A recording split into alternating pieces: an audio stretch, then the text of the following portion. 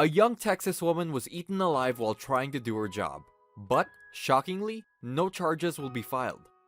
Erin McCleskey, a 36-year-old Austin woman and a certified process server for the state of Texas, went to the city of Manor to serve court papers. Sadly, she wouldn't leave the Travis County home alive.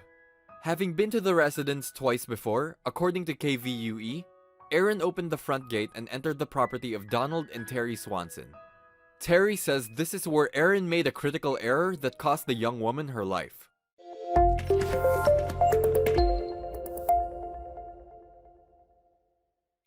The Swansons had been out of town for a month when they claim Erin trespassed on their property to serve civil papers. With no one home, Erin was violently attacked by 6 of the Swansons' dogs. An autopsy determined the dogs severed a major artery in Erin's arm. She lived 10 to 15 excruciating minutes before she bled out. The medical examiner later determined all 6 dogs participated in the attack. In their absence, a friend was giving the Swansons' dogs food and water. After Erin was mauled to death in their front yard, her body was found later that day by the dog's temporary caretaker. Animal protection officers were called, and 6 adult dogs involved in Erin's death were impounded, Fox 7 reported. Authorities also found 14 puppies living on the property, which were eventually adopted out, according to KVUE. According to neighbors, the dogs were a menace before they killed Erin. Gonzalo Grimaldo owns a parking lot next to the Swansons.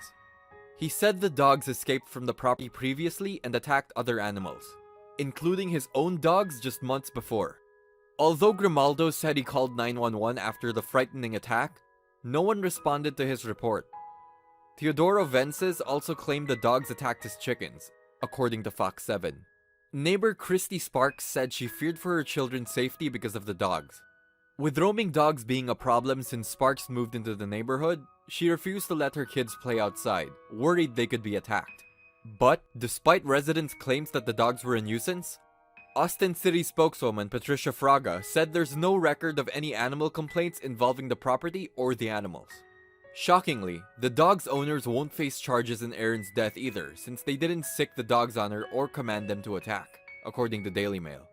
It would be ruled an accident, and the dogs that killed Erin, 4 of which appear to be Lab Pyrenees mixes and 2 Husky Australian cattle dog mixes, would be placed in the care of the city until determined whether they were dangerous and should be destroyed.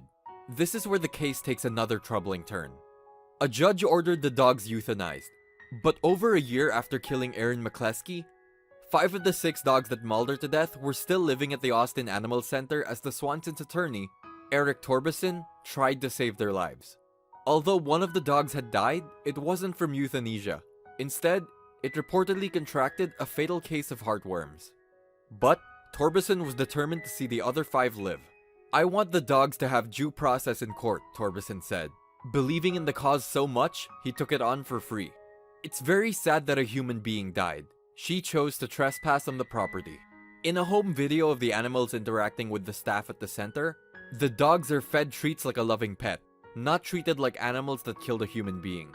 Torbeson wants the animals returned to their owner, but an animal behavior specialist believes they should be put down.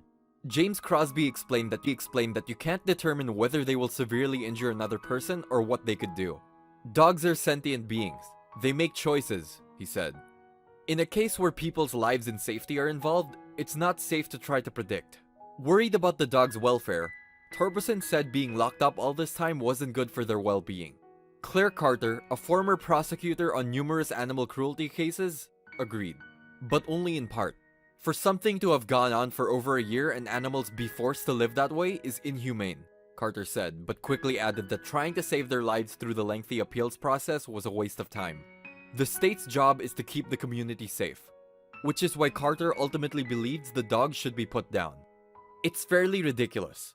They have bypassed the procedures in place to expedite this process so that animals didn't have to suffer unnecessarily," Carter said. And the 5 animals in question aren't the only ones paying the price for this blatant abuse of the court system.